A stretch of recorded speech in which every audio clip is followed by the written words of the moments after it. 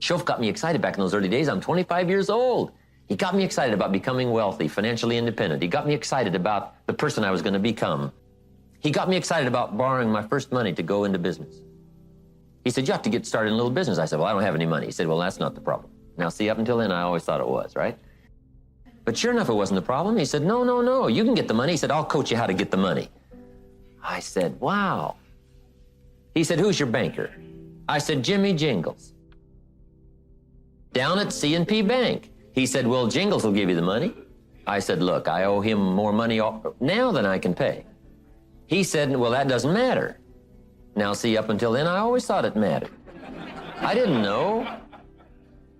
No wonder I wasn't excited, right? I hadn't uncovered all this unique stuff. He said, no. He said, I'll bet you. He said, Jingles will loan you the money you need to get started in business. I said, why? How would he do that? I can't pay him now what I owe him. He said, no, you don't understand. He said, let me coach you. He coached me to go down and put the story on Jingles. $250. Now, that was a lot of money back then, right? $250. But guess what after that? See, after that, I learned a very dear lesson there that with my skills, if I just practiced and got better with my skills, no telling what I could do. No telling what in the future I could borrow. No telling who'd buy my story. And I got so excited that if I wanted to, I could get good at anything and change my life, change my future. So get excited. You must get excited. And not just the false enthusiasm of just pure positive thinking.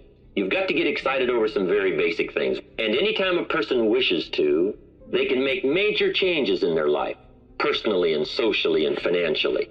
It doesn't ever have to be the same after today. No telling what you could do today if you really wish to. Get excited about committing an act that's positive, an act that's constructive, to make the changes in your life that you want made, and to go the direction that you want to go. Get excited. Get excited about your potential. Human capacity is usually never the problem. But we can learn to do the most incredible things. All we need to do is take the time to do it. So it's not a matter of capacity. It's a matter of judgment. It's a matter of excitement. It's a matter of will. And it's a matter of wanting to bad enough. So it's pretty exciting to know that any day you wish, you can change your life. Any day you pick out, you can make major changes. It doesn't ever have to be the same again. And that's exciting. Knowing that intellectually and personally, you can actually do the things that will make major changes in your life. A new idea is just as close as the next book you open. It's just as close as striding into the library, the bookstore, or attending the next class, or meeting the next person that might have some experience beyond yours. And out of conversation comes some good ideas. So ideas are not that difficult to come by. And there's all kinds of ideas of enterprise and products and services. If you want to do well, you got to pick up something that's good. Find a human need. Find the answer. Success is a fairly simple formula. But you got to have a good idea, something you believe in. And maybe you've already got one. Don't always be looking around somewhere else till you've explored where you are. A good book to read is called Acres of Diamonds. Unique little story about the man that went off seeking his fortune, sold his property, and on the property they found the fortune in diamonds. So make sure you haven't walked off and left your fortune. Always looking, never exploring what you already have. Humans can come up with the most intriguing things to do. All you need is $1 and plenty of ingenuity. Figuring out a way to make it work. Mr. Shof taught me that there wasn't any problem I couldn't solve without a good idea. I used to think money was one of my problems. And he said, no, money's not a problem. Now, up until then, I always thought it was. He said, the only problem is the lack of an idea on how to create money, how to create wealth, how to give service, how to earn money. So it's not the lack of money that's the problem, it's the lack of an idea. If a good idea comes, jot it down. 1, so you can review it. 2, so that you capture it. It won't be lost. Don't trust your memory. Now, I used to keep notes on pieces of paper, torn off corners, backs of old envelopes, restaurant placemats thrown in a drawer. But guess what? They didn't serve me well. It was okay for the time, but now trying to find something or going through it, it's not enticing. So then I learned finally to start putting it in a journal, a bound volume. The first step to success is good ideas. You must be a collector of good ideas. But here's what else we need. Inspiration. Emotional vitality. Without that, the ideas won't progress very far. They may serve you to just get by. Ideas plus inspiration. That can do incredible things for your life and your career, your future. Ideas plus inspiration. But we do need inspiration, something that drives us. That's the tricky part, inspiration. The people who seem to stay totally turned on, all excited about life. They have no problem getting up and generating that zest for the day. Emotional vitality. They're excited about living, excited about working, they're excited about accomplishing. That's unique. Why are some people incredibly turned on about life and other people find it hard to get going? I don't know. Part of that's a mystery to me. A successful man I knew once said, success is 10% inspiration, 90% perspiration. You've actually got to now get busy on what you've been inspired to do. The time to act is when the emotion is high. Because here's a law that sets in if you're not careful. The law of diminishing intent. If you wait too long, what you intended to do just diminishes and diminishes with too much passage of time. So when you're inspired, employ that inspiration. When you've got an idea, employ it, put it to work. And you may not even finish it. And you may discard it after a while, but at least give it a chance to have a life of its own. Give it a chance. See if the seed won't grow into something unique by putting it to work, acting. It's an opportunity now to turn things around. It's an opportunity for a new beginning, a new spring, a new day, a new beginning. One of the fundamentals for wealth and happiness, you gotta associate with the right people. An association of people of common interest in progress, success, ideas, and philosophy. In those early days, I did everything I could to get around the right people. I did it all. I disguised myself. I did. I went incognito. I'd park my car 3 blocks away, and I'd walk, because I knew if I drove up there in my present car, they wouldn't let me in. Mr. Shove said, Mr. Rohn, do your best, pull every trick you can think of to get around the right people. You got to get around the influence that will pull you up, the influence that talks success and personal development, that talks culture and lifestyle and uniqueness. You got to get around. You got to counterbalance negative influence with positive influence. You just got to spend so much time around the right people so that the wrong people that you have to be around are not going to affect you that much. See, don't mistake the power of influence. The guy says, well, I'm around these people, but they don't bother me. See, that's not true. Where you live, who you're with, does affect you. We're all being influenced. The question is, by who? Somebody's got us doing what we're doing. Who are they? Somebody's got us living like we're living, spending what we're spending, earning what we're earning. Somebody's got us doing that. The question is, who are they? See, don't mistake the power of influence. It is not that difficult for the years to pass and just drift along and not be much further ahead a year from now than you are right now. Simply because you just let the days pass. Guy gets up, shaves, jumps in his car, goes to work, travels the same routine, and you know, his language and his style just gets to be sort of daily. And little things can creep in, and you let down just a little bit here and a little bit here, and the routine just keeps going. But if you have a conscious awareness of what it takes to effectively affect other people, to get your ideas across, to get decisions, to express your feelings and your opinions, once you do that deliberately and consciously and daily and consistently, now that's what starts your own personal development. A man asked me one time, he said, I'm making about $50,000 a year, isn't that enough? What would you tell somebody? A businessman said to me. He said, my kids aren't starving, and he said, I got my bills paid, and he said, we're doing pretty good, and I'm making about $50,000 a year. Isn't that enough? He asked me, what do you suppose I told him? I said, yes, it's enough if it's the best you can do. We don't call an amount enough. We call your best enough. I said, if you're capable of making $500,000 a year and you make $50,000 a year, we call you loser. And we don't call you loser because of the difference between $50,000 and $500,000. We call you loser because you're not doing your best. If you do your best and you make $10,000 a year, that's enough. If you do your best and you make $1 million a year, that's enough. Enough is not the difference between 10,000 and 1 million. Enough is simply doing the best you can. Shouldn't it be popular to be wealthy by age 40? so that you can really properly take care of yourself and your family. Somehow we've missed those standards, right? Shouldn't we make it a bit unacceptable not to be well off in what we call reasonable time? But what if a guy spent his potential fortune on non-essentials from age 15 to age 45? Shouldn't we call that unacceptable? Interesting question, right? Part of it is society eases back on us as far as ongoing demand of results. But here's what I'd ask you to do.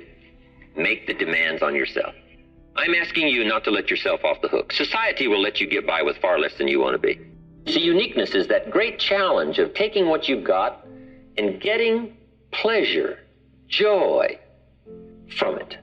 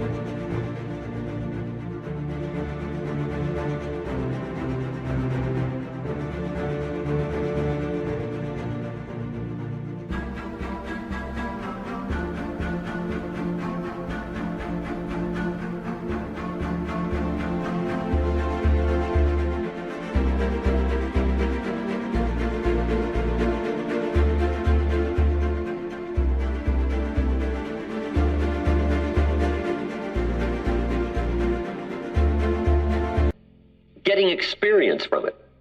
Some people have money, but they don't even know how to spend it. They have time, but they don't know how to spend it. Some people are successful, but they don't know how to spend their success. They don't know what to do with it. They don't get joy from it. Rather, they get animosity.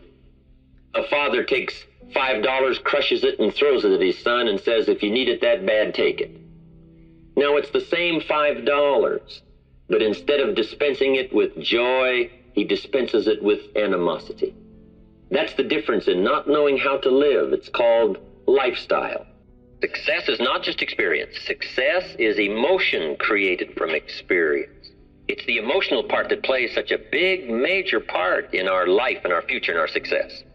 One of the reasons for creating abundance is to be able to share. Here was Andrew Carnegie's goal, to spend the first half of his life earning money and to spend the last half of his life giving it all away. He was so inspired by that goal that the first half of his life he accumulated $400 million, which back then was a lot of money. Guess what he did the last half of his life? He gave it all away. See, that's the reason for producing, that's the reason for accumulating, is to have more than you need, all right? To enjoy this unbelievable adventure called the ability to bless others, the ability to give, and the ability to share. That's so important, to share. Somebody says, well, why produce more than you need? Well, that's a poor man talking. Always will be poor. Poor in spirit and poor in money and poor every other way. If you just take care of yourself, you will be limited in every...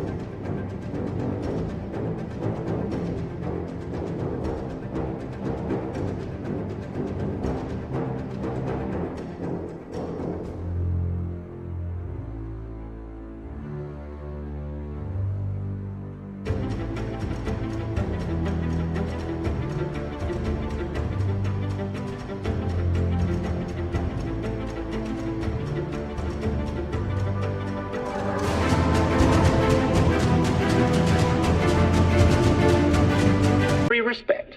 Here's the key to wealth. Find a way to become a servant of many. That's the key to greatness. Finding a way to become a servant of many. Here's what's unique about sharing. The more you give, the more you become. It's one of the paradoxes of life. You give away, but you become bigger. It would look like if you would share, you'd become less. But see, that's not true. It's one of those unique life processes.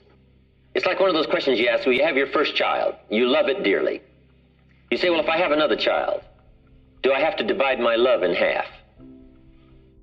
And the answer is surprisingly no. From somewhere.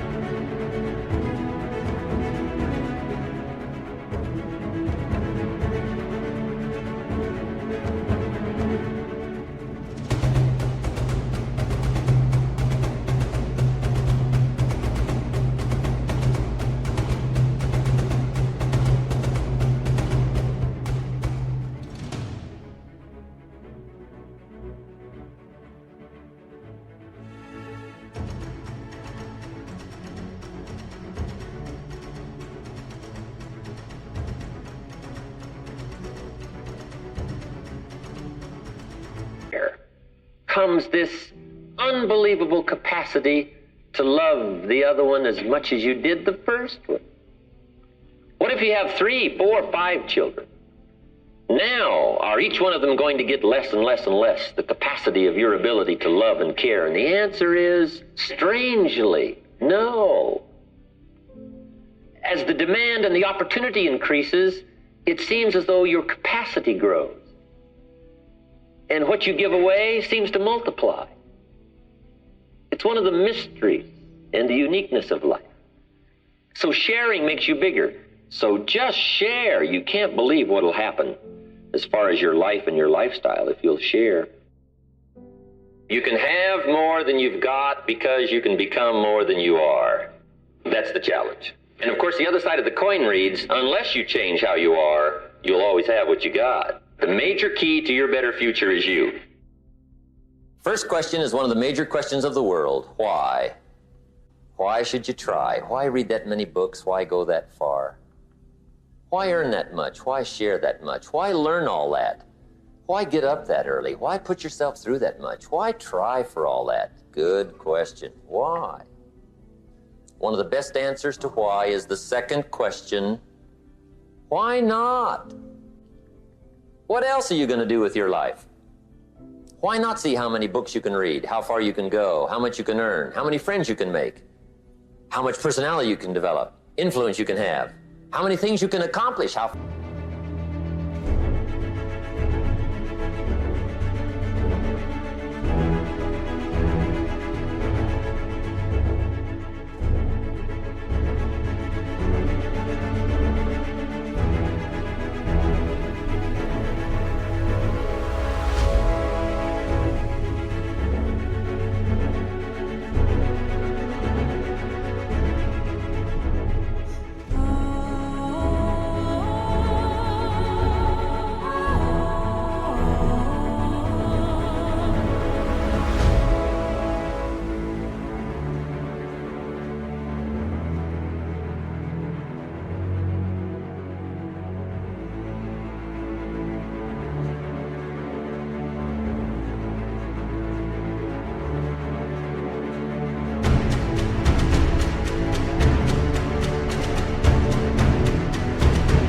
You can go and what you can see. Why not?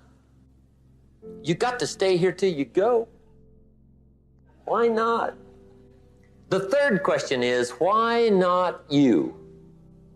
Why not you? Some people have done the most incredible things with limited start.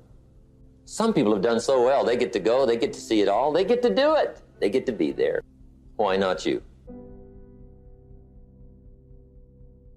Building enthusiasm in the pursuit of success is crucial because it can play a significant role in determining your level of success. Enthusiasm acts as a driving force that propels you forward and keeps you motivated, even when challenges arise. When you're enthusiastic about something, you are more likely to put in the necessary effort and time to achieve your goals. This, in turn, increases your chances of success. Furthermore, enthusiasm also creates a positive mindset, which helps you approach challenges with confidence and determination. Additionally, enthusiasm can help build momentum and create a sense of purpose.